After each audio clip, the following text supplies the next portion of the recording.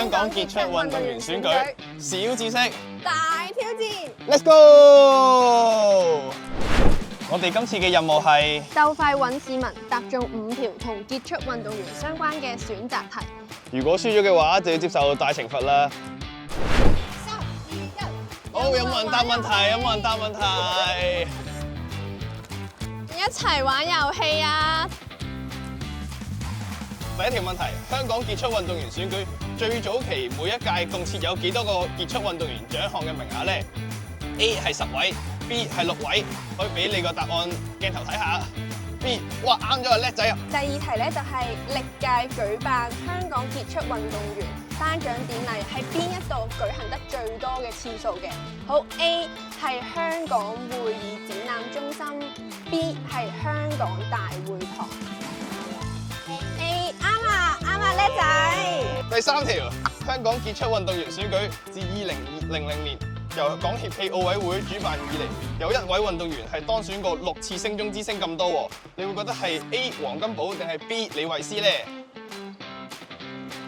？A 咁多次，咁多次，係啦，啱啦。咁自2021年度起，同屆設咗男女子星中之星嘅獎項開始咧，邊一個運動嘅項目嘅運動員係曾經喺同一屆同時攞到呢個獎嘅咧 ？A 係劍擊 ，B 係單車。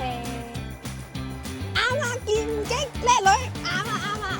最後一題啦，你覺得邊一支嘅香港最佳運動隊伍係成功冧莊攞過最多次嘅咧？即係連續贏咗咁多次。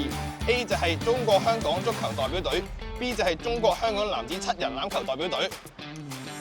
B， 哇啱晒喎！你真係好叻仔啊你！雖然我啱啱僥倖咁樣贏咗，但係體諒你今日隻腳有少少唔舒服，我就代表你做呢個懲罰啦。好，咁我準備好㗎啦都。好，我幫你數。好。好。1、2、3、哇！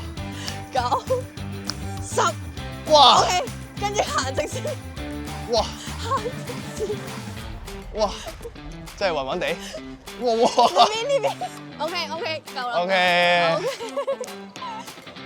國泰2025香港傑出運動員選舉，公眾投票已經開始，把握手中嘅1票，投俾你心目中嘅香港傑出運動員。